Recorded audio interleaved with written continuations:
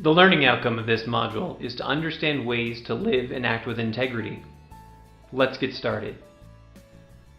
We're going to discuss the action steps to act and live with integrity. The first thing is to understand the context of what you're working with. Integrity means doing the right thing, even when no one's watching. So let's first outline how your actions show integrity. You should always understand the organizational context for this process.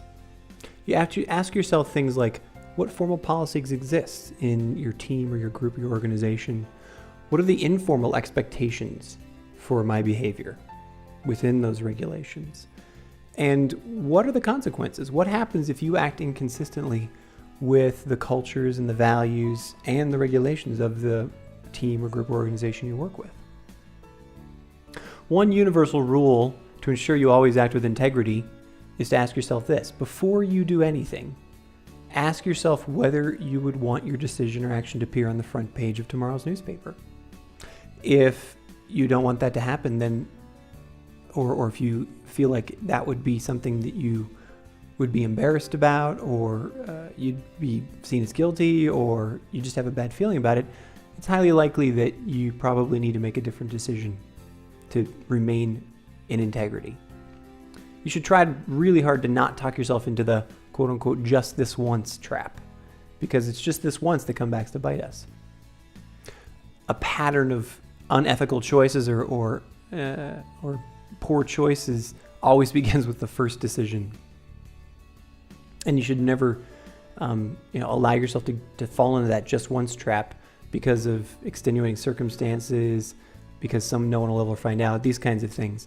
Integrity is what you do when no one's watching. The next step is to keep commitments and walk the talk.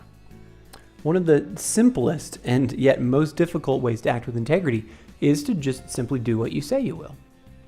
First, you should always follow through on the commitments you make. If you can't keep a commitment, the moment you know that you can't keep that commitment, you should communicate it to the person or group of people to whom you made the commitment, and then adjust. You can either renegotiate, you can back out of it, or you take the consequences of that. But you should notify them immediately because you want to keep the commitments that you've made. The second thing is to make sure your behavior is always consistent with the values that you put out into the world, that you espouse. If those around you notice that what you profess to be important is different than what you actually do, then not only is it sort of uncomfortable, but your ability to say that you're a person that acts with integrity and have people believe that is calls into question immediately. Third, help people trust you by saying the same things about others that you would in a private setting as you would in a public setting. In other words, don't gossip. Don't talk behind people's backs. Don't pretend to be nice to a person sometimes when they're around you, and then talk negatively about them in a private setting. Because then everyone will always wonder if you are, which face you're actually putting on when you're talking with them. The next step is to keep secrets.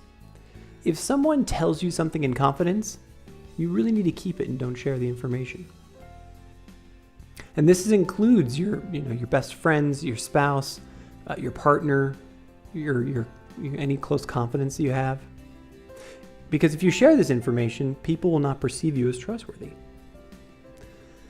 There's an old adage that everybody has two people that they can trust in an organization. Imagine if you told someone's secret to two people, who then told two people, and so on. How many people would know the secret? And if you're not sure if something is secret or confidential, ask specifically. Otherwise, if you haven't asked and you're not so sure, just assume it is, because you don't want to be the person that lets the cat out of the bag, especially if it's potentially something extraordinarily important for someone. The one exception about keeping a secret is if you become aware of something that violates ethical or legal agreements, or that presents concerns for the safety of others.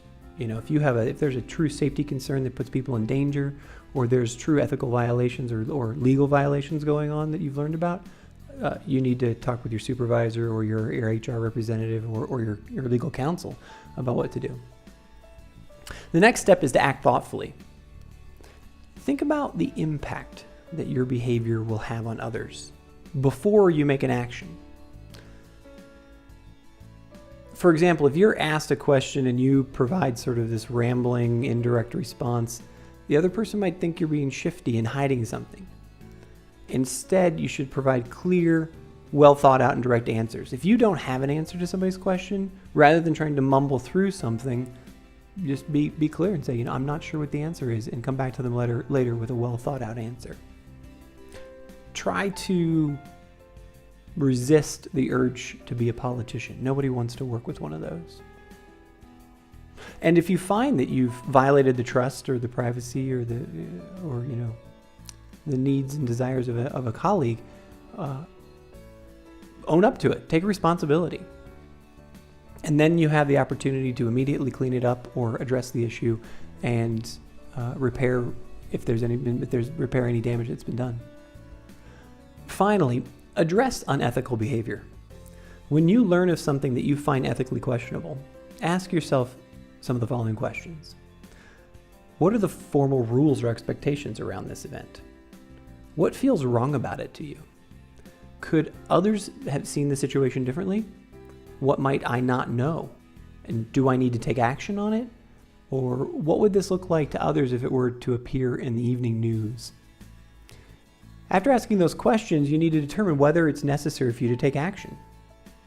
You got to remember, many groups and organizations or institutions are bound by anti-retaliation policies and laws, but you want to find the avenue that you feel comfortable using.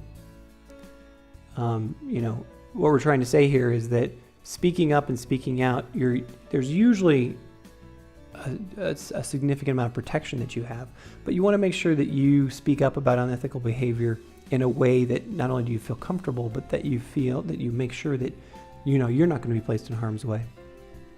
Some organizations have ethics hotlines, 800 numbers, whistleblower lines. And then another option is to go directly to your supervisor or your human resources representative in your organization. We hope that you found this module on integrity useful. Remember, there's a complete transcript of this video below, and there are downloadable takeaways that you can use offline. Also, please take a moment to leave us a comment about how you're acting with integrity today, or leave us a comment about how we can make this section better. Thank you.